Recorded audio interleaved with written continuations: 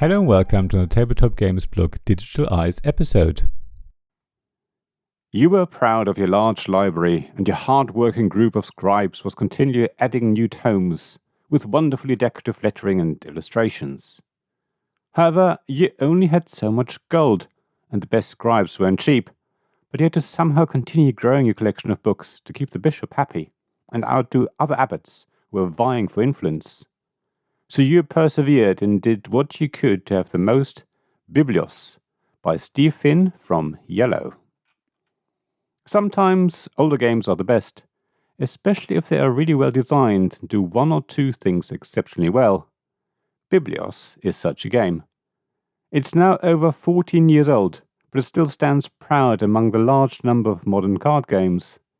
It cleverly distills a mix of hidden information, card drafting, push your luck, and bidding into a game that becomes more and more interesting the more you play it. Luckily, it's really easy to explain and plays fairly quickly, so it's no problem playing it several times in one evening and watching how the meta of the game develops amongst your games group. Biblios is basically divided into two phases. In the first phase, you take turns drawing a certain number of cards depending on player count, keeping one of them in your hand, putting another face down onto the bid pile, which comes into play in the second phase of the game, and placing the rest face up, so that the other players can take one each.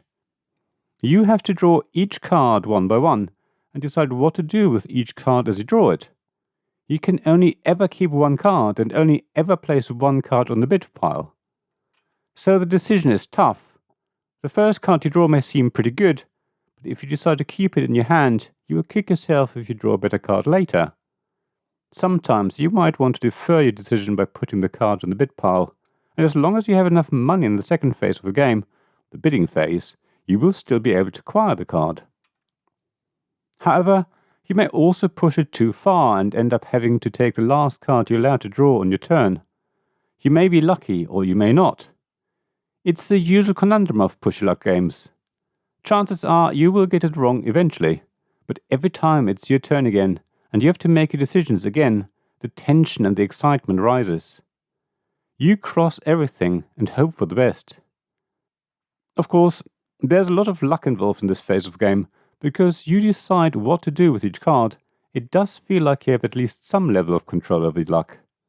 It is possible to be really unlucky, but that's where the second phase comes in. Let me elaborate this a bit further, because the main aim in Biblios is to collect cards of 5 different colors. Each color is worth a certain amount of points at the end of the game, recorded by a dice of the same color. If the values of your cards of a certain color add up to the highest number compared to all the other players, you get the points that the relevant dice indicates. The dice all start with the same value, but there are cards that allow you to manipulate them, increasing or decreasing the pip value by 1. So if you think your hand is quite strong for certain colors, you will want to increase the dice values of those colors. Of course, other players will see what you're doing and may do their best to lower the values of those dice, or they might decide to try and get better cards of that color, so they end up winning the points at the end. All of that already happens in the first phase, but it continues in the second phase. That's when you go through the bid pile and you start auctioning off the cards that were placed there during the first phase of the game. If a color card or a dice manipulation card is up for auction, you spend money cards to bid on them. And that's where I was going when I was talking about having no luck at all in the first phase. If you end up only ever getting money cards in the first phase of Biblios, then in the second phase you're in a very strong position to outbid everyone and get the cards you want from the bid pile. Of course, the bid pile is likely to contain less powerful cards, but at least in the second half of the game you have a better idea of what colors everyone is going for, so you can choose wisely and still win. Once all the cards have been auctioned off, everyone reveals their hands and counts the values of the color cards.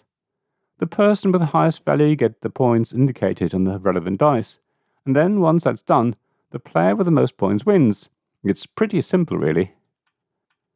That alone already makes for a wonderfully exciting and fun game, but Biblios gets even better if you play it multiple times with the same group of people. Now, the meta of the game starts to develop. You may have realized that one player tends to go for money cards in the first phase to give them a strong hand for the bidding phase. So you now do all you can to stop them from getting those money cards. You will also start to be able to read other people's poker faces as they draw cards and put them either in the bid pile or keep them in their hands. You will know if they got a great card and you can potentially do something about that.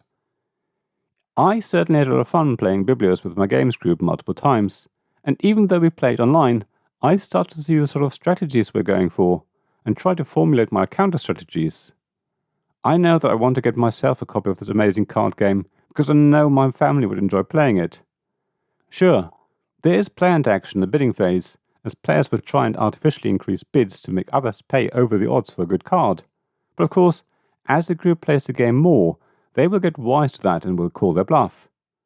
So if you want a great card game that plays quickly, is easy to learn and gives you enough to think about and allows a wonderful meta to develop, then Biblios is for you. It certainly is for me. Thank you for listening to this Tabletop Games blog Digital Eyes podcast. Please check the description below for links mentioned in this episode, as well as to the written version of this article on the blog. If you enjoyed this episode, please subscribe, give us some stars or leave a review. Please also tell your friends about me, and if you want to offer financial support, check out my Patreon and Ko-fi pages, links to which you'll find in the blog at tabletopgamesblog.com. So thank you again for listening, and I hope to see you again soon. This podcast was made possible by the generous help of my Patreon supporters. Royal Patrons, Nicholas Higgins, Managing Director of Ludorati, and Sean Newman, the UK half of Gamelot. Magic Champion Zeb Hicks, Castle Guards David Miller and James Naylor, Dice Masters Alex Bardi, Paul Grogan and Robin Kay, and Shining Lights Gavin Jones, Sarah Reed, Richard Simpson and Tim Vernick.